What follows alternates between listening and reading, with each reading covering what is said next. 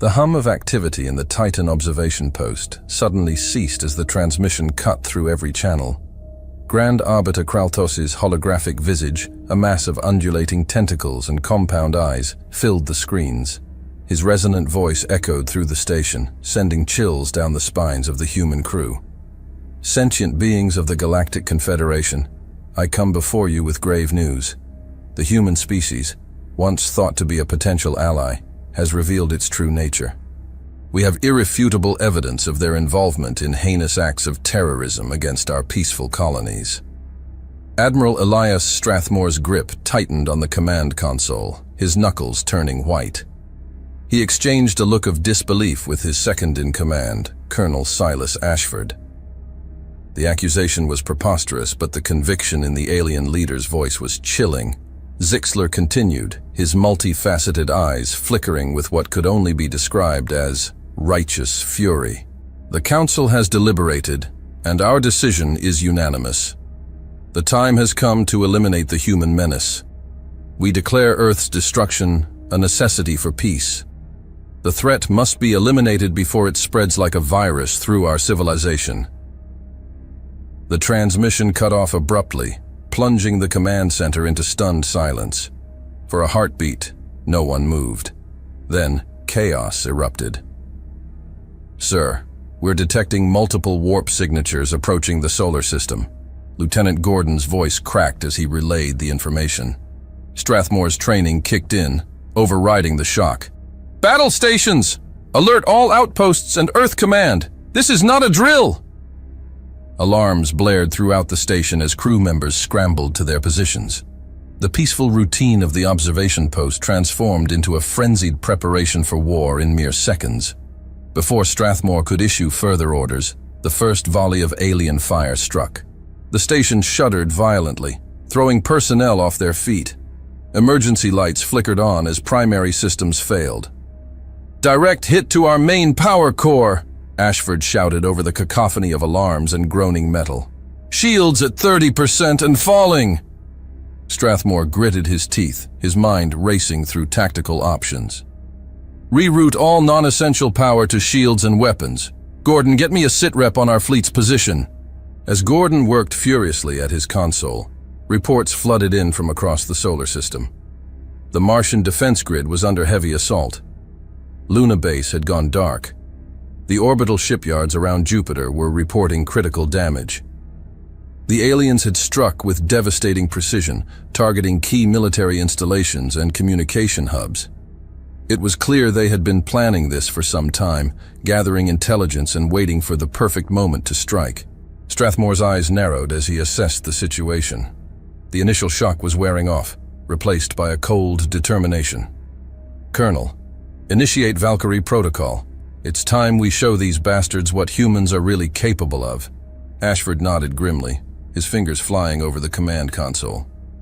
Throughout the solar system, hidden weapons platforms and stealth ships began to power up.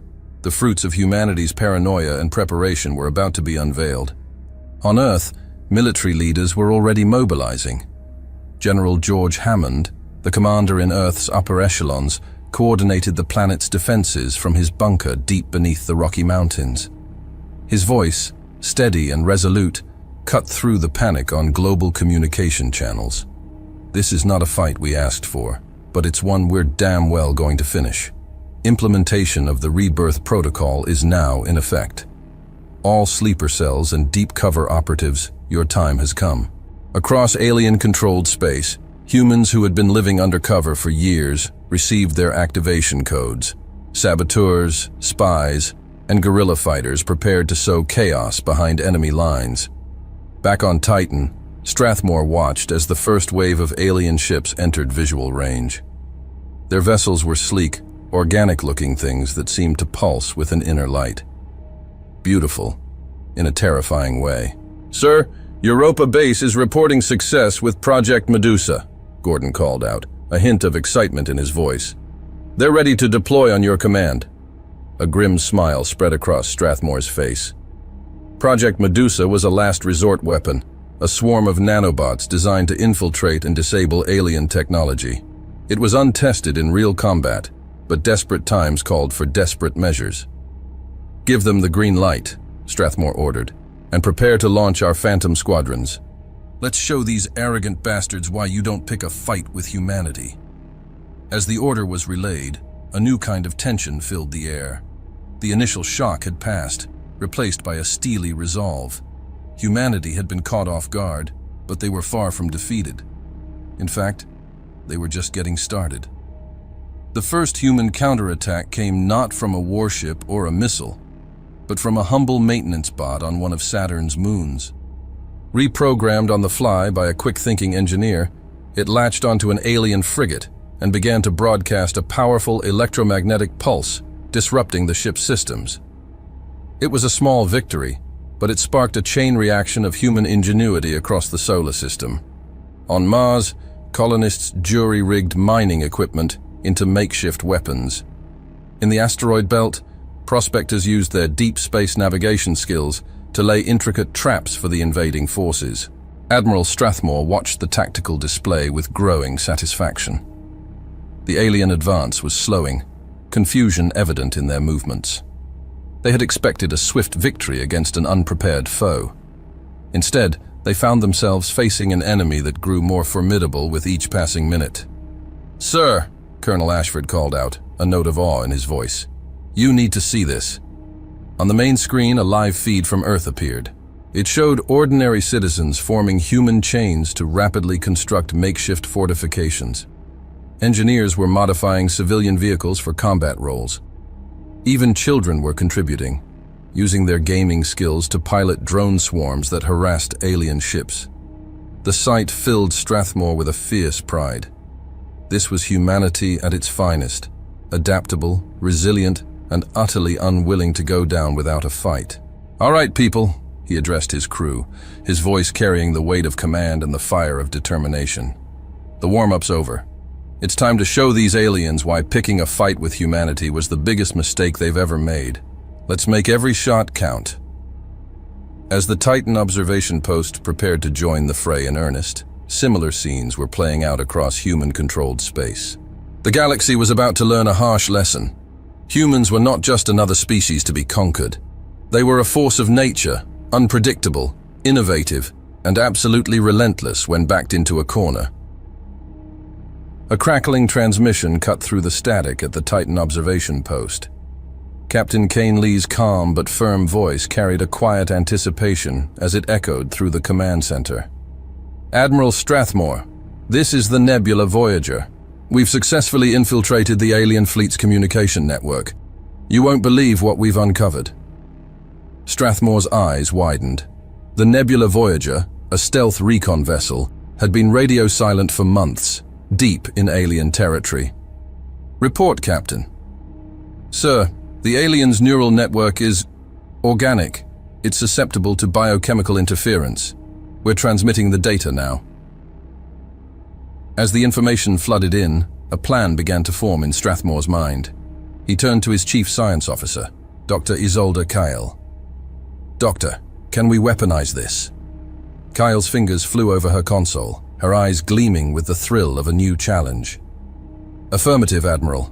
If we repurpose our terraforming nanites, we could create a virus that would wreak havoc on their systems."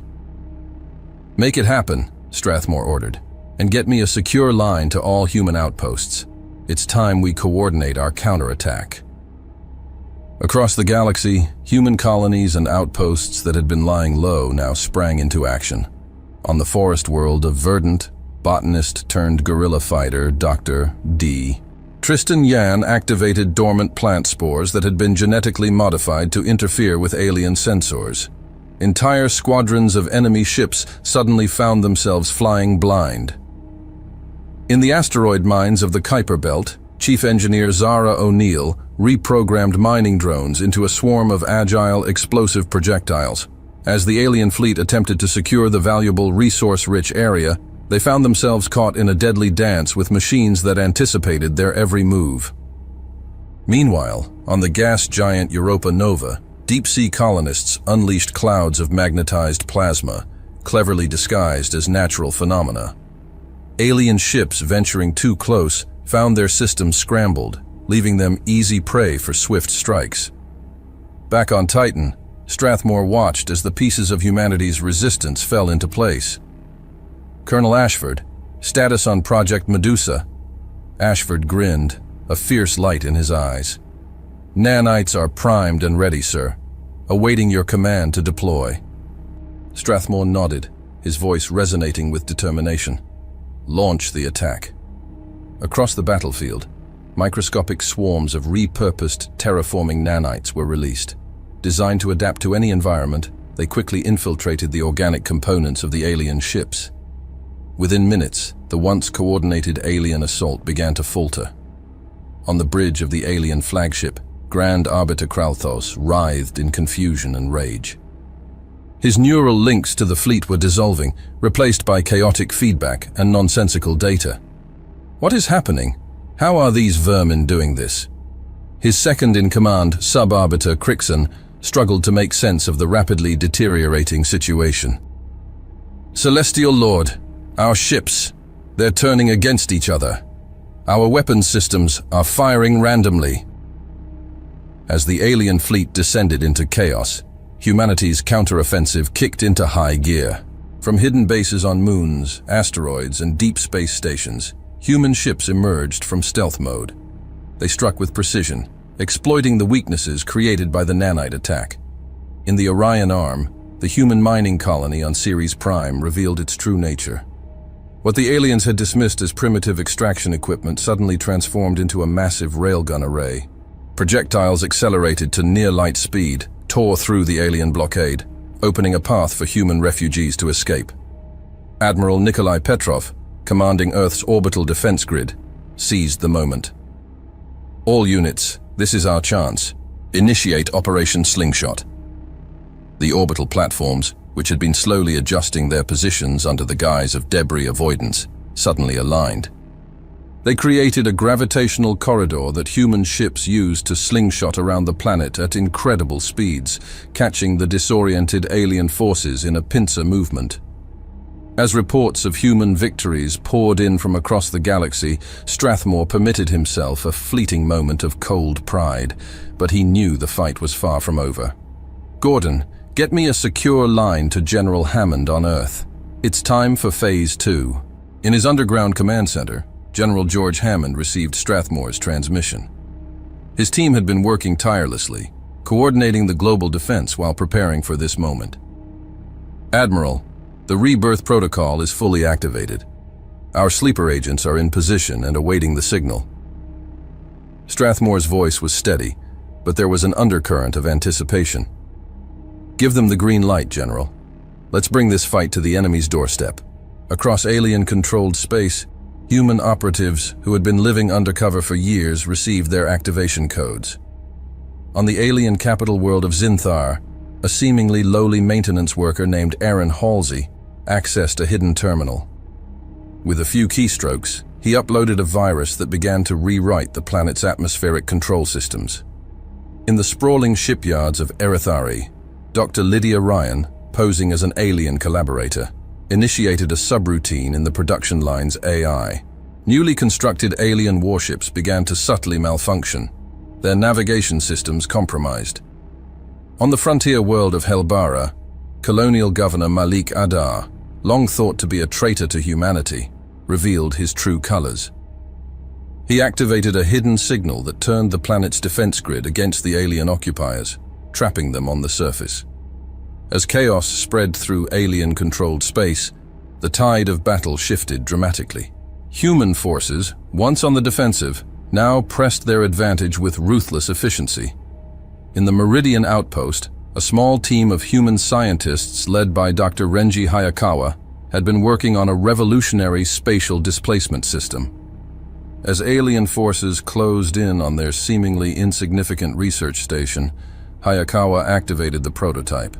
The entire station phased out of normal space, reappearing behind the alien fleet and unleashing a barrage of experimental weapons that shredded the enemy's rear guard.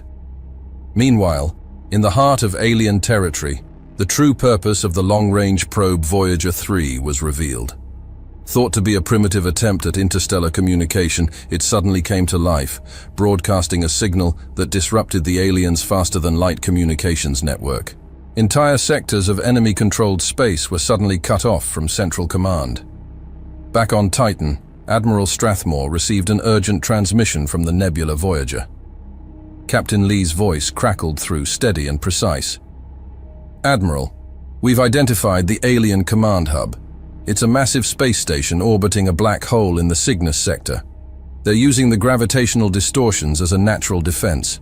Strathmore's mind raced with the possibilities. "Good work, Captain.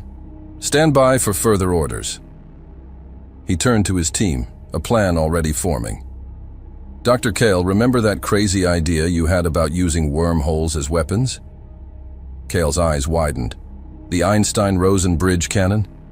"But sir, it's purely theoretical. We've never tested it in combat conditions." "No time like the present, Doctor," Strathmore said coldly.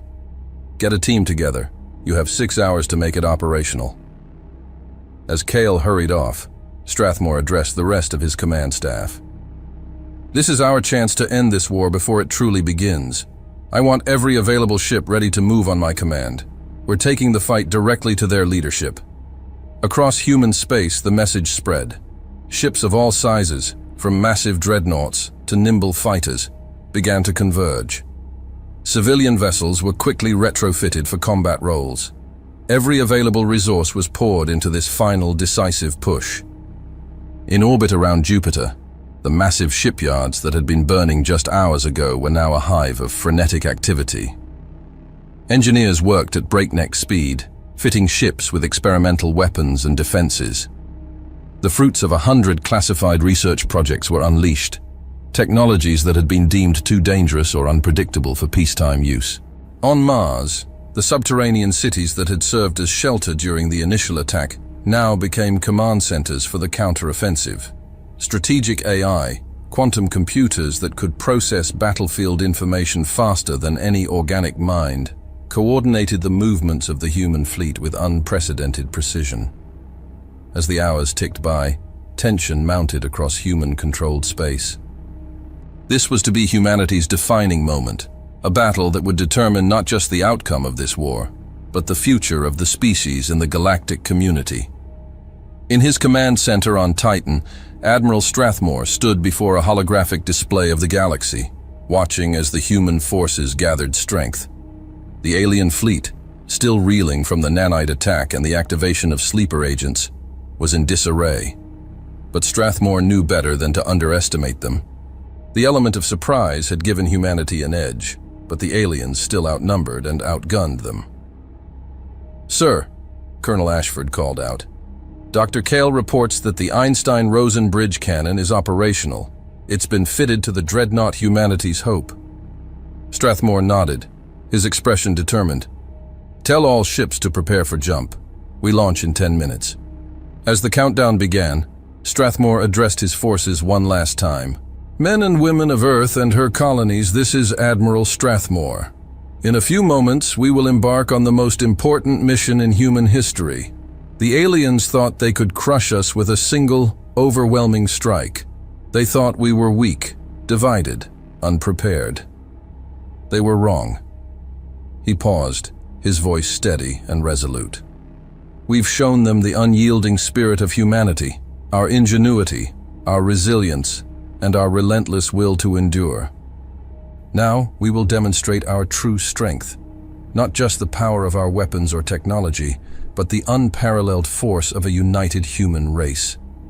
This battle will decide the fate of our species. Win or lose, the galaxy will remember this day. They will remember that, when faced with extinction, humanity did not go quietly into the night. We stood, we fought, and we endured. For Earth, for every human world, for the future of our children and generations yet to come, attack." With that final command, the largest human fleet ever assembled jumped into action. Thousands of ships, from every corner of human-controlled space, leapt into faster-than-light travel, converging on the Cygnus sector.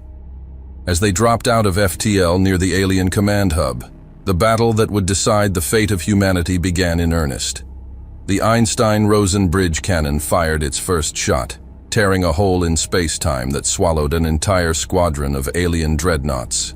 The human fleet surged forward, unleashing a barrage of conventional and experimental weapons.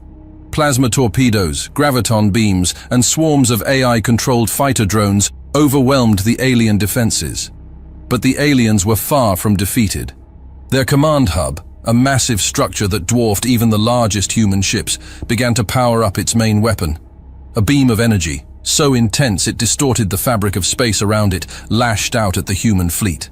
In that moment, as destruction loomed, humanity's true strength shone through. Ships from different colonies, which had been rivals just days ago, moved in perfect coordination to shield each other. Experimental defense systems were pushed to their limits and beyond. And in the heart of the human fleet, the humanity's hope prepared for one final desperate gambit. As the battle raged across the galaxy, a different kind of warfare was unfolding in the shadowy realm of intelligence and counterintelligence. Admiral Strathmore knew that winning the physical conflict was only half the battle. To truly end this war, they needed to uncover the truth behind the aliens' sudden aggression. In a heavily fortified bunker beneath the Martian surface, a team of Earth's best and brightest had been assembled. Led by the brilliant and unorthodox Colonel Dante Quinn, the newly formed Xeno Intelligence Division was tasked with unraveling the mystery behind the alien accusations. Quinn surveyed his team, a motley crew of hackers, xenolinguists, behavioral analysts, and quantum computing specialists. Ladies and gentlemen, we have less than 24 hours to prevent the extinction of our species. Let's make them count. Dr. Corwin Ishida, a leading expert in alien psychology, stepped forward. We need to approach this from multiple angles. The accusation of terrorism doesn't align with known human activities in alien space. There's a missing piece to this puzzle. Agreed, said Mira Kalin, a former black hat hacker turned cybersecurity expert. We need to get into their systems, see what they're seeing. Quinn nodded. Kalin, you and your team focus on infiltrating their communication networks. Dr. Ishida, I want you and the analysts to comb through every scrap of intel we have on alien political structures. Look for factions, dissent, anything that might explain this sudden shift in policy. As the team dispersed, Quinn turned to his second in command, Major David Vaughn. David, I need you to coordinate with our deep cover agents. If there's chatter about this on the alien street, I want to know about it. The next few hours were a whirlwind of activity. Kalin and her team worked tirelessly, probing the alien networks for weaknesses. It was Dr. Ishida who made the first breakthrough. Colonel, I found something, he called out, his eyes wide with excitement. There's a pattern in the xenopolitical data. A small but influential faction has been steadily gaining power within the alien confederation. They call themselves the Purists. Quinn leaned in, studying the holographic display. What's their angle? Xenophobia, sir, Ishida replied. They believe in the superiority of their species and see other races, especially emerging ones like humanity, as a threat to their dominance. Before Quinn could respond, Kalin's voice cut through the room. We're in. We've managed to access a lower-level communication node. The team gathered around her station, watching as alien data streams flowed across the screens. For a moment, it seemed like an indecipherable mess of symbols and code. Then, slowly, patterns began to emerge. It's encrypted, Kalin muttered, her fingers flying over the keyboard. But the encryption, it's familiar. Almost like they reverse-engineered it from our own systems, Quinn finished, his eyes narrowing. Can you crack it? Kalin grinned. Give me an hour. As Kalin worked her magic, the rest of the team continued to piece together the puzzle. Dr. Ishida and his analysts dug deeper into the Purist faction, mapping out their influence and connections within the alien government. Major Vaughn's report from the deep cover agents added another layer to the mystery. Sir, our operatives are reporting unusual movement patterns among alien civilian populations. It's like they're being herded away from certain areas. Quinn's mind raced, connecting the dots. They're isolating potential dissenters, controlling the narrative. Just then, Kalen let out a triumphant shout. "We're in! Full access to their secondary communication network." The screens lit up with a flood of alien communications. The team worked feverishly, translating and analyzing the data in real time. Slowly, a horrifying picture began to emerge.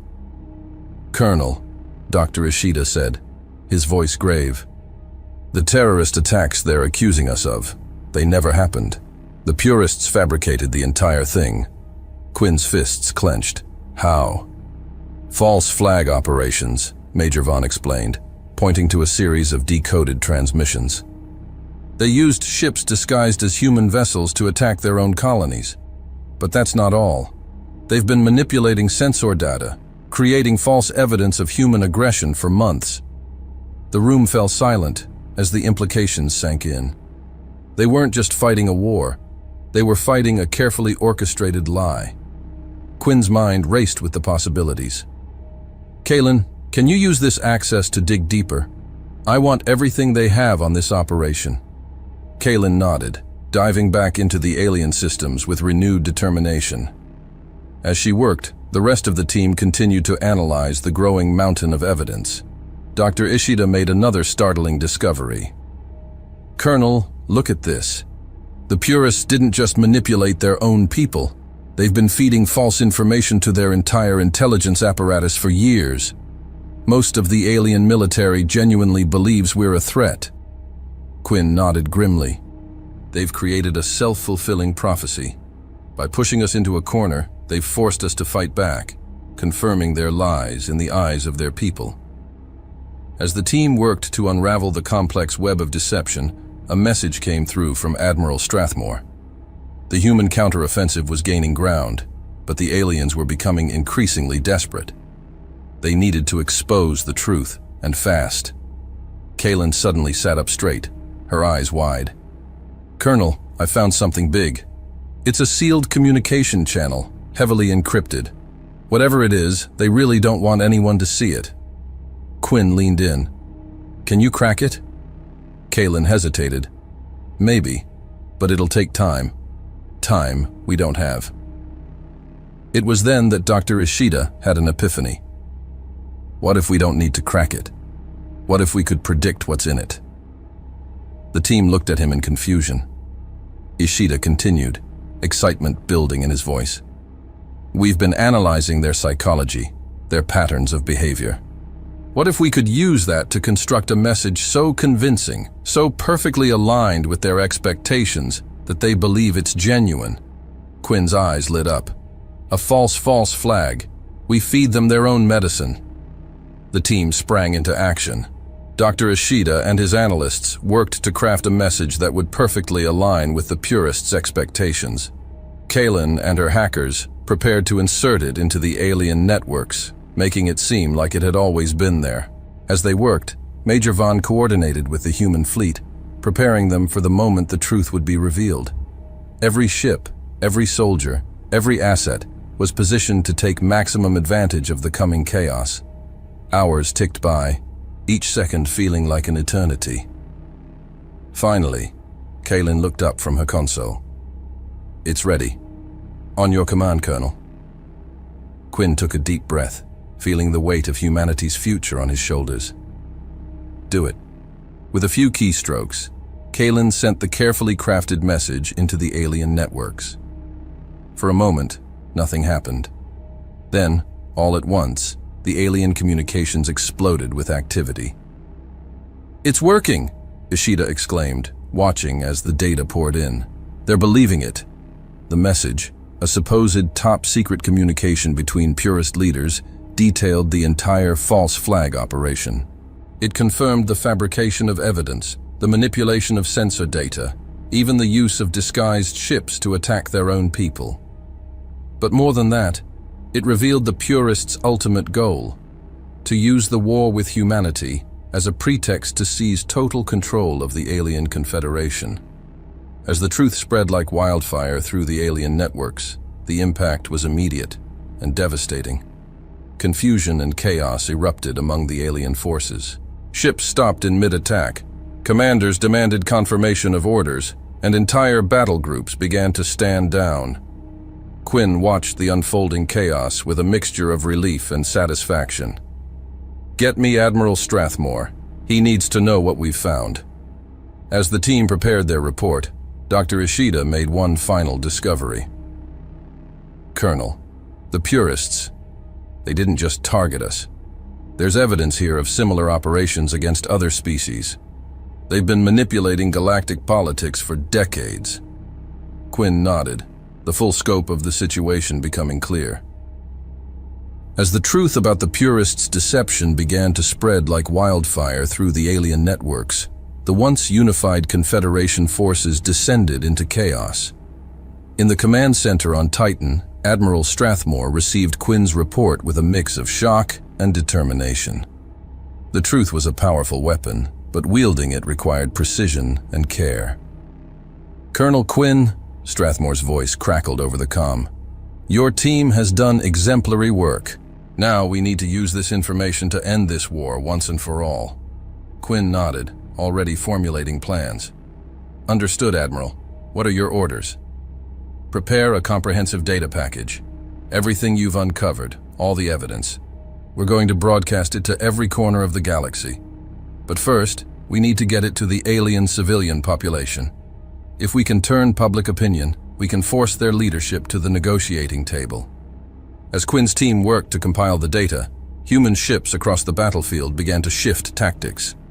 Instead of pressing the attack, they focused on defensive maneuvers, protecting civilian targets, and neutralizing only the most aggressive alien forces. Meanwhile, human hackers and communications experts worked tirelessly to break through the alien media blockade. They hijacked communication relays, reprogrammed entertainment broadcasts, and used every trick in the book to spread the truth to the alien populace. The effect was electric. As more and more aliens learned of the Purists' deception, protests erupted across their worlds. Military personnel began to question their orders, and political leaders scrambled to distance themselves from the Purist faction. In the midst of this chaos, Quinn received an unexpected transmission. It was from a group claiming to be alien resistance fighters, beings who had suspected the Purists' lies and had been working in secret to expose them. "This is our chance," Quinn told his team. "If we can verify their identity and intentions, we could have powerful allies on the inside." As they worked to establish a secure communication channel with the alien resistance, reports came in from across the galaxy. The Purist faction was crumbling, its leaders fleeing or being arrested by their own people. The alien military, now aware of the deception, was standing down in greater numbers. "Sir," his communications officer reported, "we're picking up increased chatter across all alien frequencies. They're arguing amongst themselves." Strathmore nodded, his eyes fixed on the holographic battle map. "It's time to press our advantage. Contact all fleet commanders. Operation Shattered Mirror is a go." Across the battlefield, human ships began to move with renewed purpose. The plan was audacious, relying on the confusion and disarray now spreading through the alien ranks. As the truth of the Purists' lies reached more and more alien soldiers and commanders, the Confederation's chain of command began to crumble. On the alien dreadnought Unyielding Fist, Commander Drenkaris stared in disbelief at the message displayed on his screen. It detailed the Purists' manipulation, the false flag attacks, the years of carefully crafted lies. His mandibles clicked in agitation as he turned to his second-in-command. "Verify this immediately," he ordered, his voice trembling with barely contained rage. "And get me a direct line to High Command. I want answers." But High Command was in disarray. As the truth spread, accusations flew back and forth between different factions. Some denied the allegations vehemently, while others began to turn on the Purists, seeking to distance themselves from the deception. Back on the Tempest, Strathmore received a transmission from Colonel Quinn's intelligence team. "Admiral," Quinn's voice crackled through, "we've finally made contact with the alien resistance. They're offering to help coordinate with sympathetic elements within the Confederation fleet." Strathmore's eyes narrowed. "Can they be trusted?" "We believe so, sir. They've provided verifiable intelligence that corroborates what we've uncovered. More importantly, They have access to communication channels we can't reach. The Admiral nodded. Very well. Coordinate with them, but stay alert. This could still be a trap. As Quinn's team worked with the alien resistance, human ships continued to broadcast the truth on all frequencies. The message was clear. The war was based on lies, and the human forces were standing down from offensive operations. They called for an immediate ceasefire and open dialogue. Aboard the Unyielding Fist, Commander Drenkaris made his decision. All ships under my command, he broadcast, his voice firm despite the turmoil in his hearts. Stand down. We will not be party to this deception any longer. Similar scenes played out across the battlefield as more and more alien commanders chose to stand down or even defect. The once mighty Confederation fleet was tearing itself apart from within. Strathmore saw his opportunity. All ships, execute Phase 2 of Operation Shattered Mirror. Target Purist-controlled vessels and command centers only. Let's cut the head off this snake. Human vessels surged forward, their movements precise and coordinated. They struck with surgical precision, disabling key Purist ships and installations while avoiding fire from the confused and disorganized remainder of the alien fleet. Strathmore watched as the massive alien command hub, a space station that had once coordinated the entire invasion fleet, began to list to one side. Its defenses flickered and died as internal conflicts reached a boiling point. "Sir," his tactical officer reported, "the alien command hub is vulnerable. Their shields are down, and we're detecting multiple hull breaches." Strathmore nodded grimly. "Prepare boarding parties. I want that station taken intact if possible. The intelligence we could gather there could end this war for good." As human assault shuttles raced towards the crippled command hub, the rest of the fleet continued to press their advantage. The Purist-controlled ships, now revealed as the true enemies, found themselves caught between the human assault and their own former allies. In the midst of the chaos, a transmission cut through the noise. It was Grand Arbiter Kraltos, the alien leader who had declared war on humanity mere hours ago. His once proud visage now seemed haggard and desperate. "This is Grand Arbiter Kralthos to all Confederation forces," he began, his voice trembling. I have been deceived. We have all been deceived. I call for an immediate ceasefire and—" The transmission cut off abruptly, replaced by the stern countenance of a different alien. This one bore the insignia of the Purist faction. "Disregard that last transmission," the new voice commanded. "It is a human trick. Continue the assault." "For the purity of our race!" But the damage was done. The brief transmission from Kraltos, combined with the evidence already spreading through the ranks, was the final blow to the Purists' control. Across the battlefield, more and more alien ships powered down their weapons, signaling their surrender. Strathmore turned to his communications officer. "Broadcast on all frequencies. To all alien vessels, we accept your surrender. Power down your weapons and prepare to be boarded. Any ship that continues hostile action will be treated as an enemy combatant." As human ships moved to secure their new prisoners, the assault on the alien command hub reached its climax. Elite human boarding teams, their armor equipped with adaptive camouflage that shifted to match the alien environment, fought their way through the station's winding corridors. Leading the charge was Gordon, Quinn's second-in-command. "Remember," he told his team as they breached another security checkpoint, "we're here to capture, not kill. These aliens are victims of the Purists as much as we are." The fighting was fierce, but brief. Most of the alien defenders, upon realizing the truth of their situation, laid down their arms.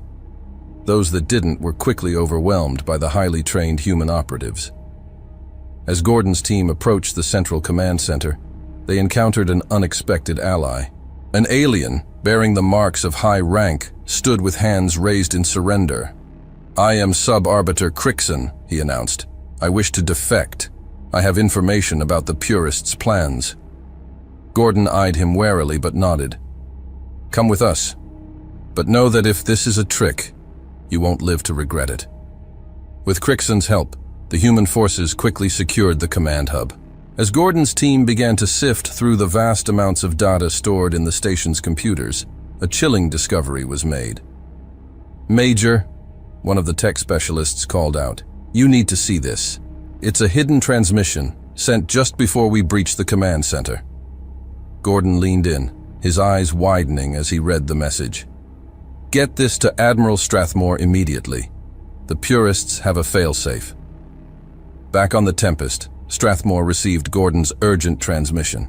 The Purists, it seemed, had anticipated the possibility of their defeat.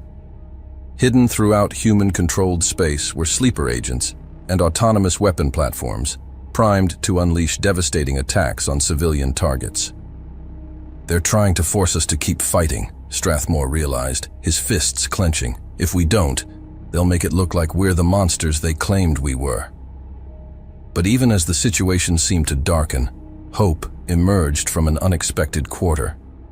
The alien resistance, working in concert with Quinn's intelligence team, had uncovered the locations of many of these hidden threats. More importantly, they had found a way to neutralize them. "It's a kill switch," Quinn explained to Strathmore. "The Purists, in their arrogance, created a master deactivation code for all their weapons. Our alien allies found it buried in the data we extracted from their systems." Strathmore nodded, a cold smile spreading across his face. "Then let's use it. Coordinate with all our forces. I want every one of those hidden weapons neutralized." As human and allied alien forces raced to deactivate the Purists' failsafe, the battle in space entered its final stages. The remaining Purist-controlled ships, realizing their defeat was imminent, launched a desperate suicidal attack on the human fleet. But the humans were ready. Using tactics and technologies honed over hours of intense combat, they met the Purist assault head-on. Adaptive shield generators absorbed and redirected enemy fire, while quantum-linked targeting systems allowed for precision strikes that disabled rather than destroyed the attacking ships. In the end, it was over in a matter of minutes. The last Purist vessel, its engines crippled and weapons silenced, drifted helplessly in space. In just a few short hours, humanity had gone from the brink of extinction to achieving a victory that would reshape the galaxy. They had faced an enemy that outgunned and outnumbered them, armed with little more than their wits, courage, and an unwavering determination to survive. But Strathmore knew the real work was just beginning. As he prepared to contact Earth with news of their victory, he pondered the challenges that lay ahead. How would humanity handle its newfound position on the galactic stage? How could they turn this victory into a lasting peace? One thing was certain: the galaxy would never be the same again. And humanity, the species that had been dismissed as primitive upstarts mere hours ago, would play a central role in shaping its future. As the last echoes of battle faded, Strathmore straightened his uniform and turned to his communications officer. "Get me a channel to Earth Command," he ordered.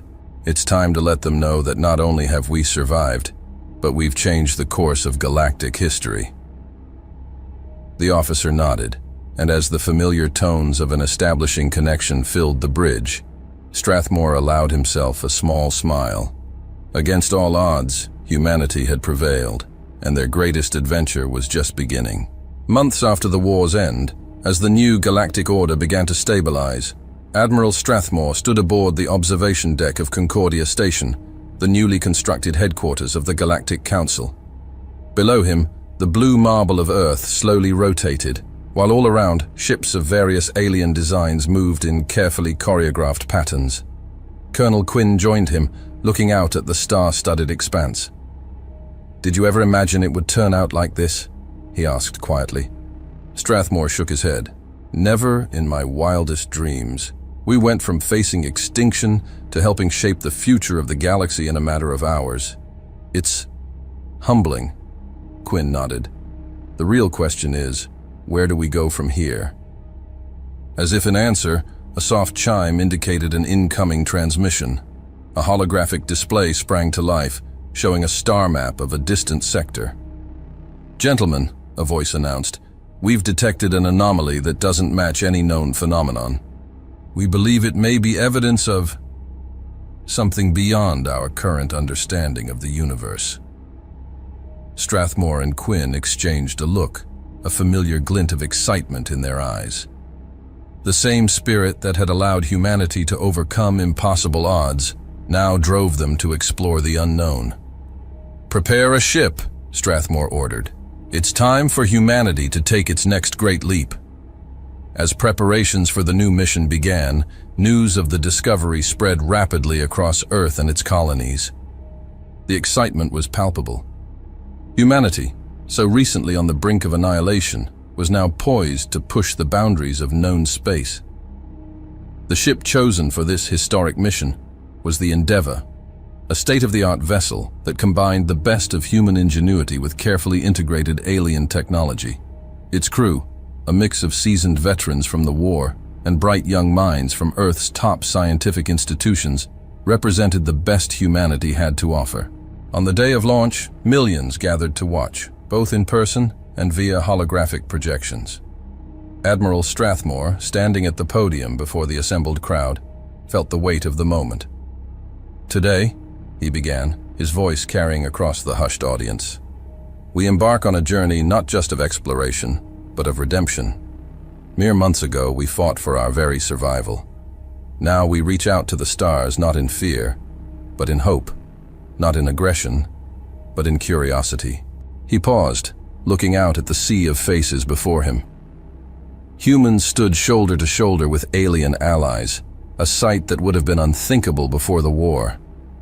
"We go forward, carrying the lessons of our past, both the triumphs and the tragedies. We go to seek new knowledge, new understanding, and perhaps most importantly, to forge new bonds of friendship across the cosmos." As Strathmore concluded his speech, the Endeavour's engines flared to life. The crowd cheered as the ship rose majestically into the sky, quickly becoming a distant point of light among the stars. Aboard the ship, Colonel Quinn, now captain of the Endeavour, looked out at the receding Earth. "Admiral," he said over the comm link, "any final words before we make the jump?" Strathmore's voice came through clear and strong. "Remember why we're out there, Dante.